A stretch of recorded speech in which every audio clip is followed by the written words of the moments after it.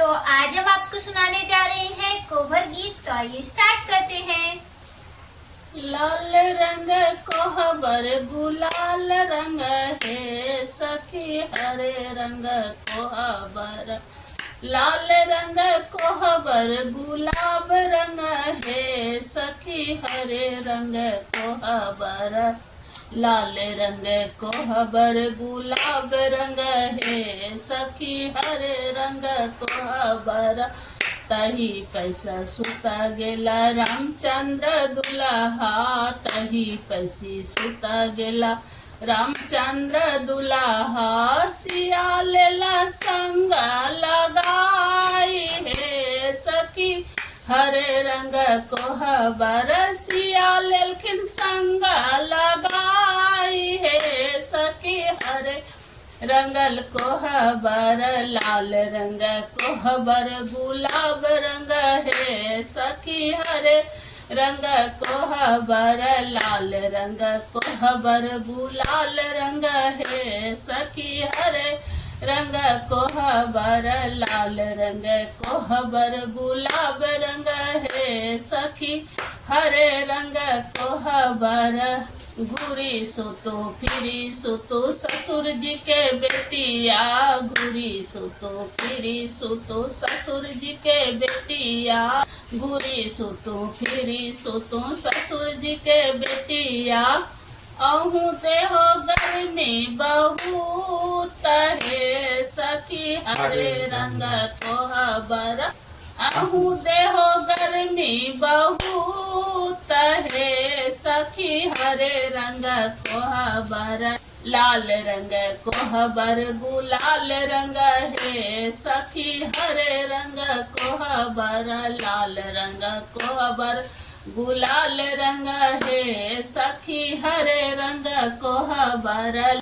लाल रंग कोहबर गुलाल रंग है सखी, हरे रंग कोहबर।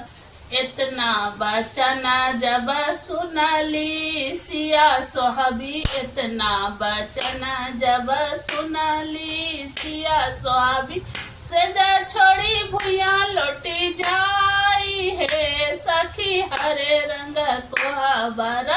सेजा छोड़ी भुइया लेटी जाई है सखी, हरे रंग कोहबर। लाल रंग कोहबर गुलाल रंग है सखी, हरे रंग कोहबर। लाल रंग कोहबर गुलाल रंग है सखी, हरे रंग कोहबर। लाल रंग कोहबर गुलाल रंग है सखी, हरे रंग कोहबर। एंगना बढ़ता तहाँ से लिखी गे चेरिया, एंगना बढ़ता तहाँ से लिखी गे चेरिया। सरा हो जाते ही बुलाई है सखी, हरे रंग कोहबर। सरा हो जाते ही बुलाई है सखी, हरे रंग कोहबर। सरा हो जाते ही बुलाई है सखी, हरे रंग कोहबर। लाल रंग कोहबर गुलाल रंग है सखी, हरे रंग कोहबर। लाल रंग कोहबर गुलाल रंग है सखी, हरे रंग कोहबर। आब है सर हो जा बैसा पलंग चढ़ी, आब है सर हो जा बैसा पलंग चढ़ी। देखिले हो नंदी चलित रहे सखी, हरे रंग कोहबर। देखिले नंदी चलित रहे सखी, हरे रंग कोहबर। लाल रंग कोहबर गुलाल रंग है सखी, हरे रंग कोहबर। लाल रंग कोहबर गुलाल रंग है सखी, हरे रंग कोहबर।